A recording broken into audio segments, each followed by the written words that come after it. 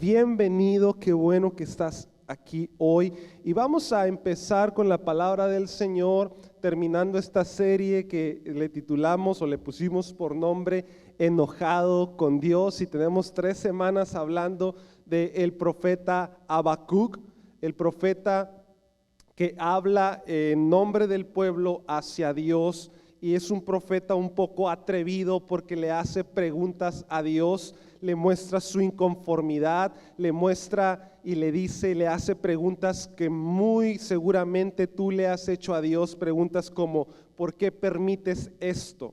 ¿Por qué permites que sucedan ciertas cosas o ciertas circunstancias? Preguntas las cuales yo he compartido muchas veces en mi mente, tal vez no en una oración, pero sí en mi mente, y me he puesto a pensar, Señor, pero ¿por qué a veces los que más malos parece que son los que más, decimos ahí en Ciudad Juárez, los más trácalas, ¿verdad? ¿Sí sabes lo que es trácala? Los más ratas, ¿no? Los más malas gentes parece que son los que les va mejor. Y a veces tenemos estas preguntas. Y el profeta Habacuc se las hace a Dios. Y nada más recordando un poco de lo que hemos hablado estas 3 semanas, con esta semana, el profeta Habacuc profetizó 600 años antes de que Jesús naciera, 600 años antes de Cristo. Él le habla a Dios en lugar del pueblo, pero también Dios responde. Y lo habla de una manera muy sincera, lo habla sin miedo y le dice, lo que estás haciendo, lo que está pasando no me gusta.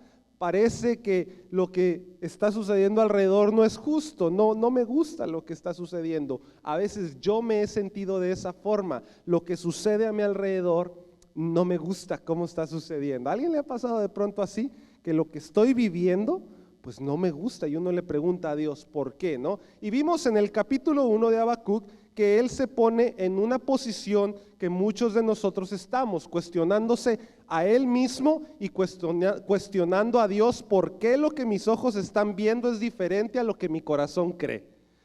¿Por qué lo que estoy viviendo es tan diferente a lo que mi corazón está creyendo? Y a menudo pensamos que Dios tiene que hacer algo y luego Dios no lo hace. Y descubrimos que Dios no tiene que hacerlo.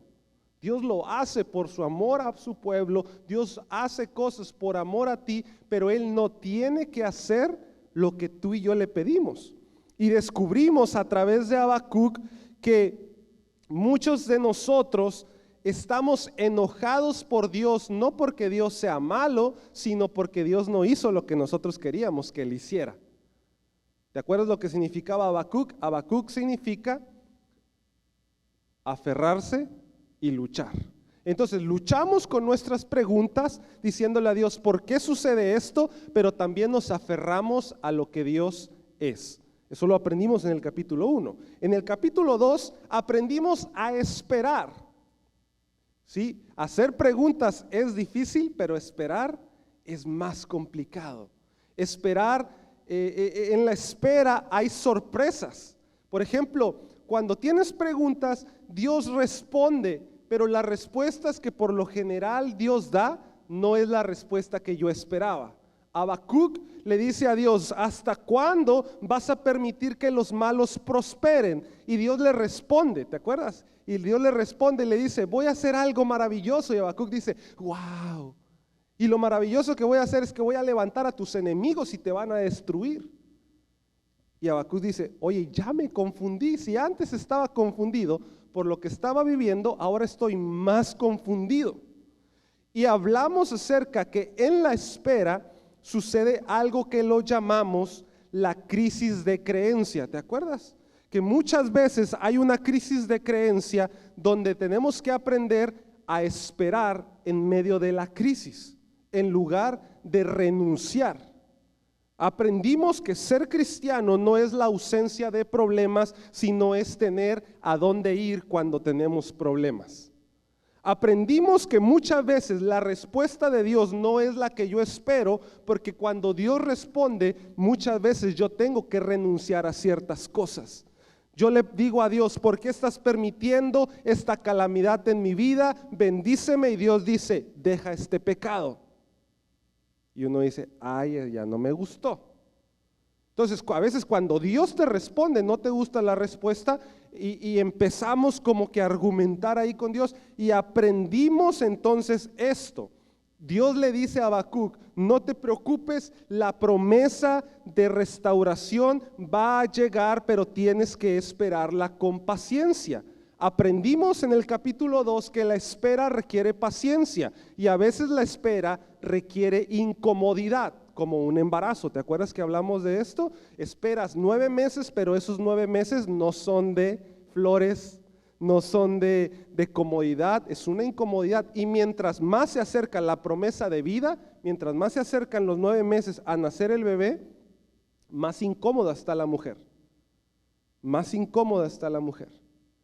Y ya cuando nace el bebé, nace la bendición, tienes que ahora tener más responsabilidades. Ahora tienes que tener más. Aprendimos que cuando nace el bebé, ahora tenemos más trabajo. ¿Cuántos dicen amén? Y mientras más crecen, más trabajo todavía. Y lo aprendimos eso. Y entonces, ¿cuál es el punto acá? Que en la espera va a haber incomodidad. Y hay bendiciones que tú estás pidiéndole a Dios que Dios no te ha dado porque tú no estás listo para el siguiente nivel de responsabilidad en tu vida. Tú estás pidiendo bendiciones, que estás recibiendo la respuesta de Dios y la respuesta de Dios es no, porque tú no quieres crecer en tu responsabilidad. Tú no quieres hacerte cargo de otras situaciones. Tú no quieres hacerte cargo. Acuérdate que en la espera del embarazo la mujer necesita cambiar su dieta, cambiar sus rutinas, cambiar sus hábitos por salud del bebé. Hay bendiciones que requieren que tú cambies hábitos. Hay bendiciones que requieren que tú cambies maneras de pensar. Hay bendiciones que tú le estás pidiendo a Dios que requiere que trabajes más. ¿Tiene sentido esto para alguien? Entonces, cuando Dios te dice, quiero que cambies esto, necesitamos hacer estos arreglos, tú dices no. Y cuando dices no, no estás listo para esa bendición. La espera puede traer incomodidad, pero la bendición sobrepasa el precio de la espera. Eso lo aprendimos en Habacuc capítulo 2. Y al final de Habacuc, el tono cambia. Y en Habacuc 2:20 dice más o menos esto: pero el Señor está en su santo templo, que toda la tierra guarde silencio delante de él. Habacuc nos dice, estoy confundido por la respuesta, no es la que esperaba, estoy haciendo preguntas, pero el Señor sigue en su trono. Dios sigue siendo Dios, a pesar de que la respuesta sea espera, prepárate, haz cambios. Dios sigue siendo Dios y Dios no va a cambiar. Aunque tú no obtengas la respuesta que esperas de Dios, ¿qué crees? Dios no va a cambiar. Él sigue siendo bueno, aunque te diga que no.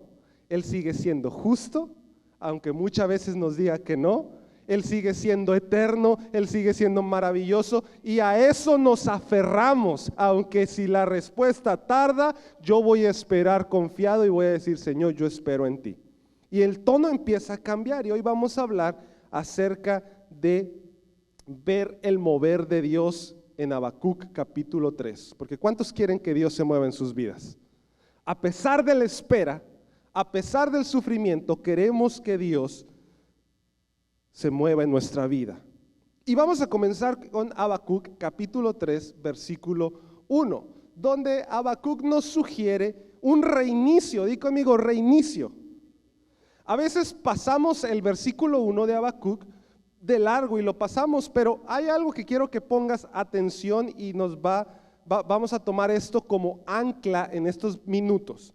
Habacuc 3:1 dice, esta oración fue entonada por el profeta Habacuc. Pero hay un agregado ahí que dice, en la Reina Valera, en otra versión, dice oración del profeta Habacuc sobre Sigionot. Di conmigo, Sigionot. No estás maldiciendo, no te preocupes, no estás diciendo una mala palabra, di fuerte, Sigionot. Ahora te voy a explicar lo que es Sigionot. Sigionot es el plural de Sigión. Bueno, aclarado eso, Sigión, no sabemos mucho de esta palabra, pero me encanta porque nada más viene 2 veces en la Biblia. Escucha, viene en el Salmo 7, que después lo puedes leer, y viene aquí. En el Salmo 7 tenemos la palabra Sigión y aquí tenemos la palabra Sigionot. Y aquí solamente se encuentra estas 2 veces en la Biblia. Y lo que sabemos que quiere decir es que es una instrucción de cómo entonar una canción o un salmo. ¿Sí tiene sentido? Es la instrucción de cómo entonarla. Es, por ejemplo, cuando cantas una del Chente, no la puedes cantar como si fueras Timbiriche, ¿verdad que no? El Chente tiene la voz así de machote, ¿no? Entonces tú la tienes que cantar a forma del Chente. Sí tiene sentido, ¿verdad? Y cantas el rey, yo sé bien que estoy yo afuera, pero no así, hasta le hacemos así la voz, ¿verdad? La forma, haz de cuenta que es la forma del Chente, por así decirlo. Cuando vemos la palabra Sigión o Sigionot, quiere decir la instrucción de cómo cantarlo. Como al parecer esto era una oración que tenía una instrucción de cómo hacerla al pueblo. Y Sigionot significa más o menos hacerlo con todas tus entrañas. O sea, hacerlo con tanta fuerza. ¿Has gritado tú tan fuerte con toda tu emoción que te duele la boca del estómago? Esa era la instrucción de cómo cantar esta oración. ¿Por qué? Porque en medio de la adversidad y las preguntas debemos de tomar la actitud de adoración. En medio de las preguntas necesito adorar. Los grandes moveres espirituales en la historia han sido resultados de la intervención divina. Y Habacuc sintió la necesidad de un mover de Dios. Él miraba la situación contraria y dijo, necesitamos que Dios se mueva. Y al ver la necesidad del mover de Dios, comienza con una adoración. Y le dice al pueblo, cada vez que entonen esta oración, es una canción que van a cantar con todas sus fuerzas. Otra vez te lo voy a decir, en medio de la adversidad y las preguntas necesitas tomar la actitud de adoración. Y quiero darte 3 puntos de cómo activar el mover de Dios. De cómo no podemos mover la voluntad de Dios, pero puedes activar el mover de Dios. Escucha esto. La intervención de Dios sucede cuando una persona se acerca humilde sabiendo quién es Dios, con fe. Sin fe, dice la Biblia, es imposible agradar a Dios. Y ya vimos lo que es la fe. Entonces, número 1, para ver el mover de Dios necesitas recordar. Di conmigo, recordar. La respuesta viene cuando recordamos lo que Dios hizo. ¿Y qué es lo que tengo que recordar? Tal vez me vas a preguntar. Quiero que aprendas a recordar tus raíces espirituales. ¿Y cuáles son las raíces espirituales? Mira, cuando hablo de raíces es prácticamente lo que nos hace ser quien somos. Todos llegamos a ser cristianos por una obra, por una intervención maravillosa de Dios en determinado momento oscuro de nuestra vida. Todos nos acercamos a Dios, ¿por qué? Porque teníamos una necesidad. Ahí comienzan tus raíces espirituales. Tus raíces espirituales pueden comenzar con un milagro. Es donde empiezas a tener raíces espirituales. Y tú dices, yo no puedo. El otro día platicaba con el hermano Mario y él me decía, a pesar de cualquier circunstancia, yo no puedo negar que Dios me sanó, que Dios sanó mi cuerpo. Y puedo pasar adversidad y puedo pasar circunstancias, pero yo no puedo negar que Dios es real porque Él sanó mi cuerpo después de una embolia. Y lo decía con tanta seguridad, ¿me estás entendiendo? Ahí comienza su raíz espiritual. Y tú tienes que aprender a recordar cuál es el mover de Dios en tu vida, donde comienza tu raíz espiritual. Por ejemplo, tus raíces familiares comienzan con tus antepasados. Tus raíces comienzan con alguien de tu pasado, en tu familia, mudándose a cierto pueblo, ¿verdad? Mudándose, por ejemplo, a cierto país, casándose entre ciertas familias. Ahí comienzan las raíces. Pero tus raíces espirituales comienzan con el mover de Dios en tu vida. Y para ver el mover de Dios necesitas volver a la raíz espiritual que hizo que tú creyeras en Dios. Tienes que volver a la raíz de cómo Dios restauró tal vez tu familia, cómo Dios tal vez trajo un milagro en medio de tu familia, trajo un milagro a tu cuerpo, trajo un milagro a tu circunstancia económica, trajo un milagro a tu circunstancia de salud, en cualquier área. Tú tienes que aprender a recordar eso y decir, no importa lo que me diga esta persona, no importa lo que me diga el mundo, no importa lo que me digan los medios sociales, yo sé quién es Dios, yo conozco mi raíz espiritual. Ahora, quiero enfatizar esto muy bien. Si por un lado tus raíces familiares, tal vez tú dices, es que yo no vengo de una familia tan buena, pastor. En mi familia hay vicios, hay fracasos que tal vez te hacen sentir avergonzado. Quiero que recuerdes esto. Tu raíz espiritual te da el privilegio, te da el gozo, te da el orgullo de ser llamado hijo de Dios. Gálatas 4:6 dice, y debido a que somos sus hijos, Dios envió al Espíritu de su Hijo en nuestro corazón, el cual nos impulsa a exclamar, a gritar, Abba, Padre. O sea que a pesar de las circunstancias, a pesar, escucha, de tu pasado, tú tienes un lugar en esta mesa, tú tienes un lugar en esta casa, y no importa lo que los demás digan, no importa lo que los demás opinen, tu raíz define el mover de Dios. Porque el mover de Dios siempre es bueno, porque en la mesa de tu Padre hay lugar para ti. Y en la mesa de tu Padre no hay mayores ni menores, no hay ricos ni pobres, no hay gente con pasado, todos somos redimidos, todos somos perdonados y todos somos amados y aceptados. ¿Alguien puede decir amén a eso? Así que no lo olvides. Para ver el mover de Dios necesito recordar mis raíces espirituales. Y luego necesito reconocer o recordar la fama de Dios. En el versículo 2 de Habacuc dice lo siguiente: he oído todo acerca de ti, Señor. Estoy maravillado por tus hechos asombrosos. En este momento de profunda necesidad, escucha, me encanta. Ayúdanos, ¿qué dice? Otra vez, como lo hiciste en el pasado, y en tu enojo recuerda tu misericordia. Hay un dicho que dice, mata un perro y te van a llamar, ¿cómo? Mata perros. Si matas un gato te van a decir, ¿cómo? El matagatos. ¿Por qué? Porque la fama de alguien lo precede, y por lo regular hacemos esto muchas veces con alguien de nuestra familia que comete un error. Solo recordamos eso, ¿verdad? Solo recordamos eso.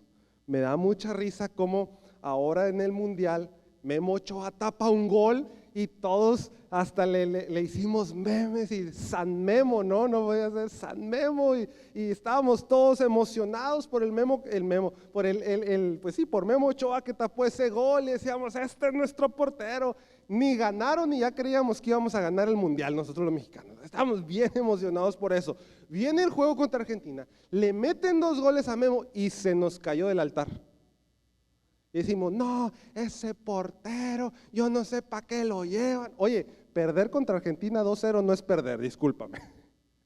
Pero por 2 goles que le metieron, se nos olvidó todo lo bueno. Porque la fama de alguien en ese momento lo precede. Y muchas veces actuamos así con Dios. Tú recuerdas tus raíces, el mover de Dios, pero sucede algo que a ti no te parece y tu confianza se va. Lo cambias de lugar, lo quitas del trono y dices, no, ya no lo voy a hacer, ya no voy a ir a la iglesia, ya no voy a hacer esto, ya no voy a hacer lo otro. ¿Por qué? Porque sucedió algo que no te pareció. Y en el 99.9 de los casos ni siquiera es verdad. El otro día platicaba con uno de los líderes y le decía, las personas se ofenden porque otra persona peca, ¿sí o no? Pero yo le preguntaba, ¿están pecando contra Dios o contra tus estándares? A ver, porque a veces lo que criticamos de otras personas no es siquiera pecado ante Dios, es pecado ante nosotros. O sea, se están comportando de manera que a mí no me gusta. Que el estándar que yo creo, que eso pasa mucho con los pastores, el estándar que yo creo que tiene que tener el pastor no lo cumple, entonces está pecando, entonces está mal, ¿no? Está pecando, tal vez está ofendiendo tu estándar, que a lo mejor hasta irreal es. Amén. Lo mismo sucede en tu vida. Cuando empiezas a venir a la iglesia, la gente te pone en cierto estándar, la gente te levanta de cierta manera, cometes un error y lo primero que, uy, no que eras cristiano, ¿verdad? Y tú dices, pero pues ver la novela no es pecado, ¿verdad? Pero pues enojarme no es pecado, el pastor me ha enseñado que enojarme no es pecado. Entonces tú ni siquiera estás pecando contra Dios, estás pecando contra el estándar de alguien más y esa persona te tira del pedestal, te tira del stand, te tira del título. ¿Alguien me está siguiendo todavía? Lo que estoy diciendo es que muchas veces de la misma forma nos comportamos con Dios. Necesitas recordar la fama de Dios. ¿Y esto por qué? Dios no necesita recordar su grandeza, nosotros sí. Dios no necesita recordar quién es Él, nosotros sí. Vuelve a tus raíces, vuelve a tus raíces. Recuerda tu raíz, recuerda la fama de Dios y recuerda la obra de Dios. Recuerda la obra de Dios. En el versículo 15 y 16 dice, pisoteaste el mar con tus caballos y las potentes aguas se amontonaron. Al oír esto me estremecí por dentro de mis labios, temblaron de miedo y se me doblaron las piernas, caí y temblé de terror. Esperaré en silencio el día venidero cuando la catástrofe golpee al pueblo invasor. Escucha, me encanta esto, porque Habacuc está diciendo y está recordando cuando las aguas se amontonaron. ¿Te acuerdas de esa historia? Cuando el mar rojo se abrió y Dios destruyó a los ejércitos. La respuesta viene cuando Dios interviene. Y Dios interviene cuando tú recuerdas quién es Dios. Dios interviene cuando tú recuerdas quién es Dios. Hay décadas en las que no pasa nada y hay semanas en las que pasan décadas. En la historia global hay registros donde ha habido años, épocas donde han sido más agitadas que otras. Hemos tenido pandemias, hemos tenido guerras, hemos tenido crisis y hay otros tiempos donde no sucede nada. Y en nuestra vida personal también sucede ese fenómeno. Hay etapas donde no sucede nada, pero hay momentos donde nos pasa de todo, ¿verdad? ¿A cuántos les ha pasado esas semanas que uno dice, ahora sí me pasó de todo? Pastor, me pasó de todo. Justo hace como 4 semanas tuvimos en la casa una semana de esas donde pasó de todo. Nos chocaron, se descompuso la calefacción de la casa y un montón de cosas. Y uno dice, bueno, ¿qué está sucediendo? ¿Qué está pasando? ¿Por qué suceden estas cosas? Porque en la relación con Dios, después de una aparente sequía, después de un silencio de Dios, llega un de repente divino, y eso me encanta. Porque si tú estás pasando por una sequía, quiero decirte hoy, Dios viene pronto a tu encuentro. Dios viene pronto a tu vida. Y tal vez tú no estás viendo nada en este momento, y Habacuc dice, tal vez no estoy viendo nada, pero cuando tú intervengas, vas a destruir a nuestros enemigos. Está aferrándose a lo que Dios es. Tal vez tú no estás viendo nada y es donde yo quiero que crezca tu vida en este nuevo año que casi empezamos. Y tú digas, aunque no estoy viendo la respuesta de Dios, yo sé que Dios va a responder porque Él ya ha respondido. Entonces recuerdo, hay una canción que cantamos que dice, sé que lo harás otra vez. Yo sé que tú mueves montañas. Yo sé que tú abres camino y sé que lo harás otra vez. Así es la letra de la canción y la hemos cantado un montón de veces aquí. Eso es el primer principio para ver el mover de Dios, es recordar el mover de Dios. Número 2, restaurar. Entonces, número 1, recordar. Número 2, restaurar. Para ver el mover de Dios necesito restaurar. En el versículo 3 me encanta porque Habacuc sigue profetizando, sigue hablando y dice, veo a Dios cruzando el desierto de Edom. El santo viene desde el monte Parán y su brillante esplendor llega de los cielos y la tierra se llena de su alabanza. Hay versículos que de pronto leemos y porque no entendemos la geografía no aprendemos o no alcanzamos a dimensionar, pero te voy a decir lo que sucede en Edom y en Parán. Simplemente Habacuc está diciendo, aquí fue donde Dios se le apareció a nuestros padres,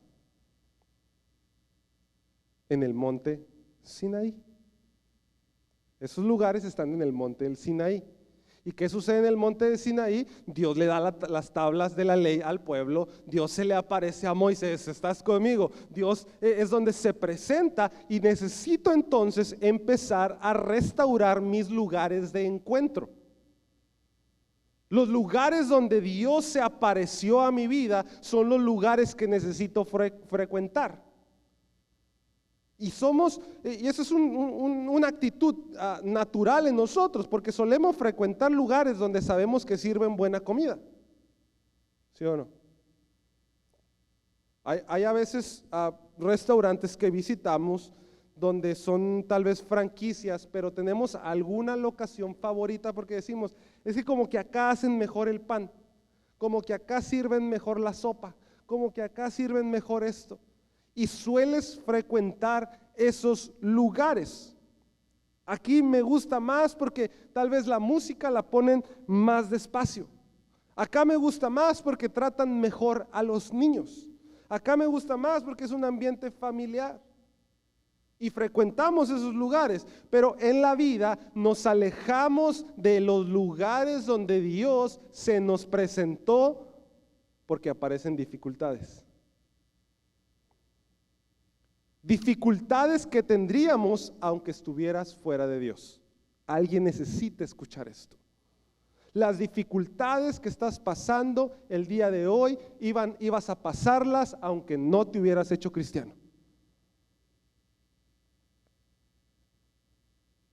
Entonces, la crisis de creencia viene a partir de la duda que provoca no lo que Dios hace, sino lo que nosotros esperábamos que Dios hiciera. ¿Por qué dudo de Dios? No por lo que Dios hace, porque Dios sigue haciendo su voluntad.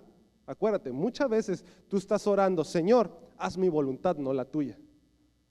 Y cuando no se hace tu voluntad, te enojas y dejas de frecuentar los lugares de encuentro.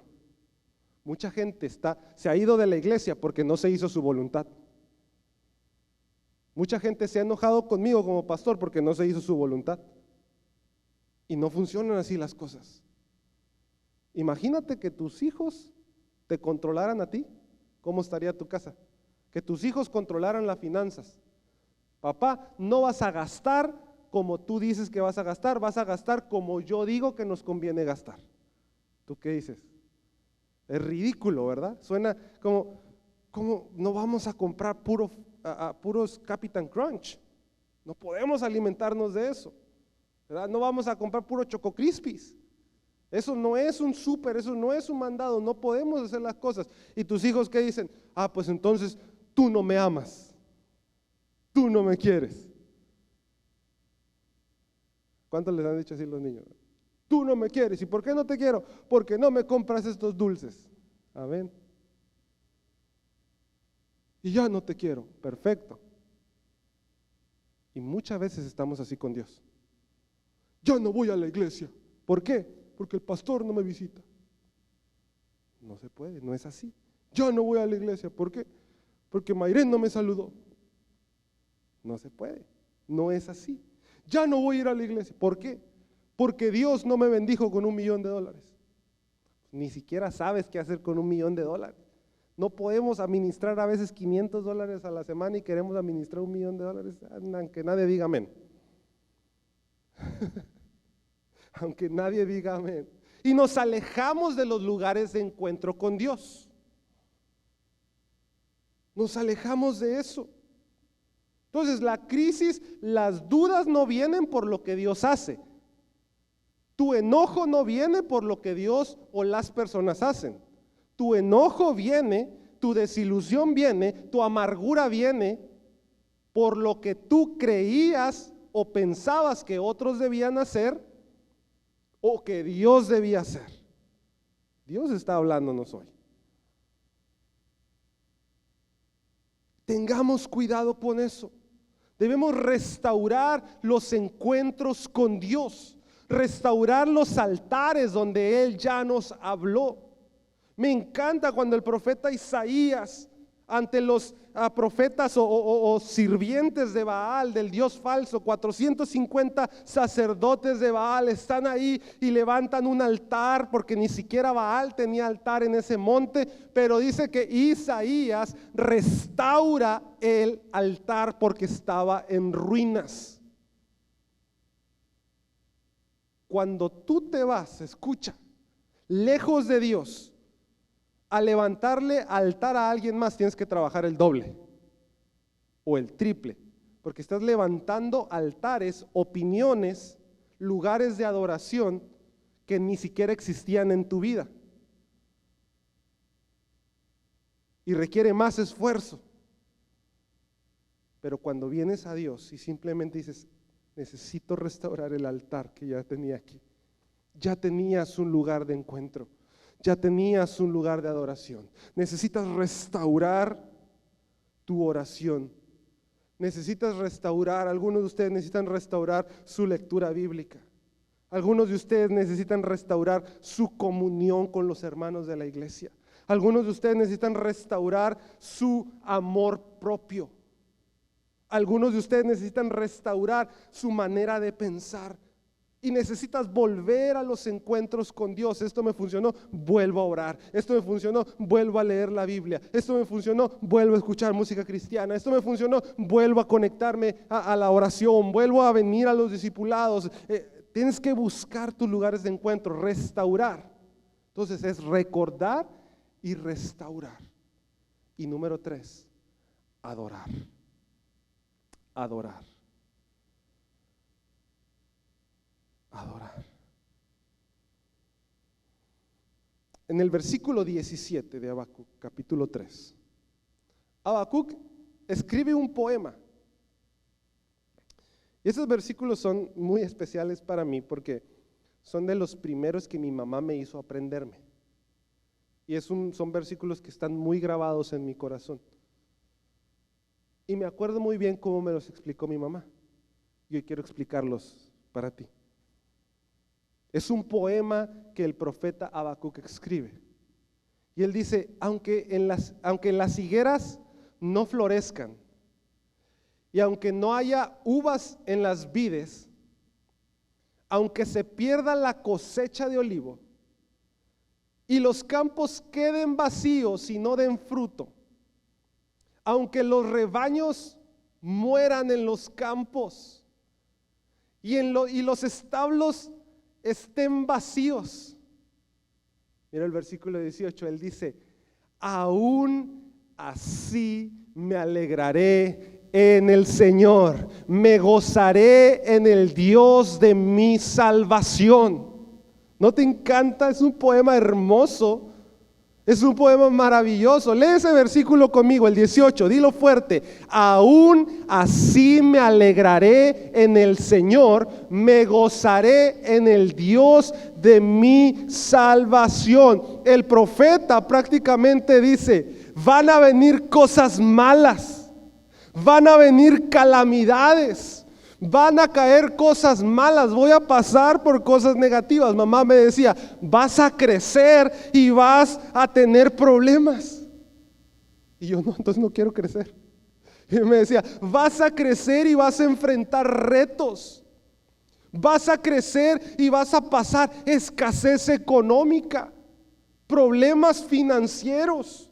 Vas a crecer y vas a pasar problemas familiares. Vas a crecer y te vas a tropezar. Vas a crecer y te vas a cortar y te van a lastimar. Y me dijo un día, te van a lastimar el corazón. Yo dije, pues las novias a lo mejor. Hay gente que te lastima más que las novias. Hay gente que en tu vida lastima más tus emociones que un novio, que una novia. Y me decía, mamá, te van a lastimar el corazón, pero tú debes de estar aferrado a Dios y decir, con todo me voy a alegrar y me voy a gozar en el Dios que me salvó. La confianza en Dios es una forma de contrastar tus dudas. Es una forma, este versículo es una forma donde Habacuc contrasta todas las dudas que tiene en el capítulo 1, todas las preguntas que tiene en el capítulo 2. De hecho, te voy a contar algo, un poquito de historia de la iglesia primitiva o la primer iglesia. Que tal vez tú dices, ¿y de dónde viene la iglesia? ¿Cómo se portaban los primeros cristianos? ¿Quieres saber cómo se portaban los primeros cristianos? La primer iglesia, los primeros cristianos no eran conocidos por sus milagros, no eran conocidos por sus templos, no eran conocidos por sus predicadores, no eran conocidos por las ofrendas que daban. ¿Sabes por qué la gente los reconocía afuera? Los reconocían por el gozo que reflejaban y vivían a pesar de las dificultades. A pesar de que el gobierno los estaba persiguiendo y crucificando, ellos seguían gozosos. Ellos seguían aferrados a quien Dios era. Y el Espíritu Santo nos permite entonces vivir o disfrutar anticipadamente la gloria de Dios.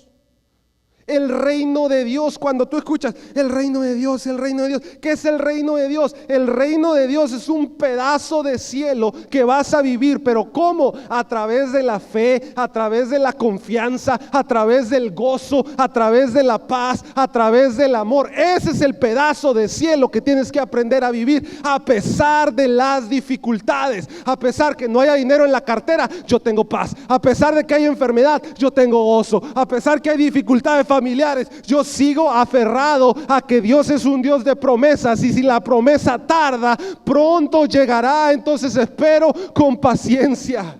¿Por qué no le das un aplauso a Jesús? En un mundo caótico puedo vivir en el reino de Dios. Entonces, este poema, si lo traduzco a las palabras modernas, tiene que ver con los nombres de Dios. Y el profeta dice algo así: aunque haya pérdida y derrota, Jehová es el Dios de mi salvación. A pesar de la debilidad de Judá y los ejércitos, Jehová es mi fortaleza. Eso es lo que está diciendo el profeta. Y yo quiero enseñarte hoy lo siguiente: aunque haya pérdida y derrota en tu vida, Jehová es tu salvación. A pesar de que te sientas débil, o que nadie te ama, o que nadie te acepta, Jehová es tu fortaleza. Y es lo que necesitamos aprender a adorar. Decirle, Señor, aquí está mi fe. Puedes hacerle preguntas a Dios. Puedes cuestionar a Dios. Aprendimos que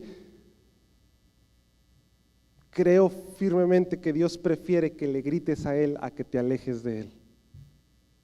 Porque aún Jesús mismo gritó en la cruz, Padre, ¿por qué me abandonas? Tal vez puedes sentirte abandonado por Dios, pero Dios no te ha abandonado. Dios no te ha abandonado. Habacuc le dice, ¿por qué prosperan los que son malos? ¿Por qué prosperan estas personas corruptas? Y Dios le dice, los voy a destruir. Y Habacuc dice, no los destruyas. Y aún si traes destrucción a través de un pueblo impío, tú vas a destruir a ese pueblo.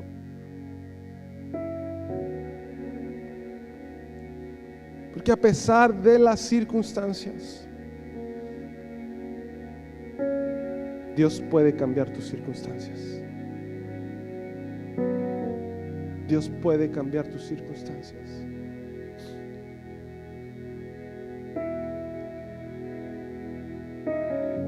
Tenemos que aprender a esperar en Él. Esperando, recordando lo que Él ya hizo, restaurando los lugares de encuentro y adorando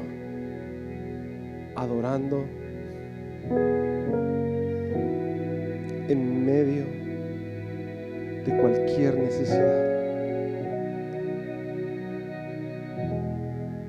Y Habacuc termina escribiendo en el versículo 19: el Señor soberano es mi fuerza.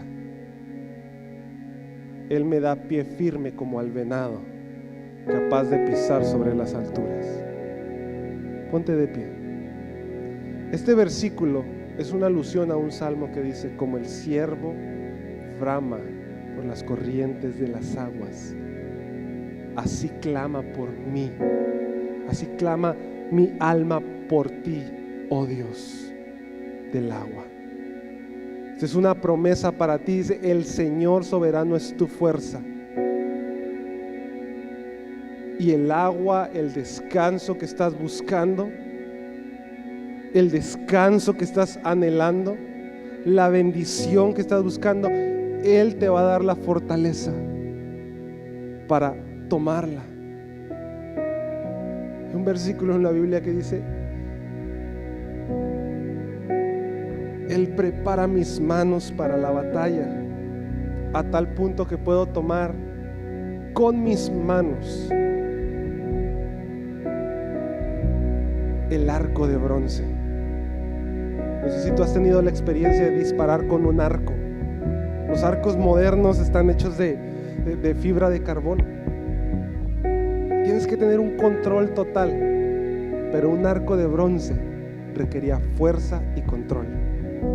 Dice la Biblia: Él prepara tus manos. Él es tu fortaleza, Él es tu fuerza, y quiere alistar tus manos, quiere alistar tu vida para la batalla, llevarte a otro nivel de responsabilidad, llevarte a otro nivel de compromiso, llevarte a otro nivel de relación. Si tú has perdido la pasión, dile hoy: Señor, yo te entrego mi falta de pasión. Tómame y lléname. Gracias por permanecer con nosotros durante toda la experiencia de adoración. Para nosotros es muy importante que tú estés aquí, y tú eres muy importante para nosotros. Si tienes alguna necesidad de oración, queremos orar contigo, por ti y por la necesidad. Sabemos de que en la oración hay poder. La palabra de Dios dice que la oración del justo puede mucho, y sabemos que Dios puede responderte en este momento. Así que déjanos un comentario o un mensaje privado y queremos estar ahí para ti. Así que muchas gracias y nos vemos en un próximo servicio.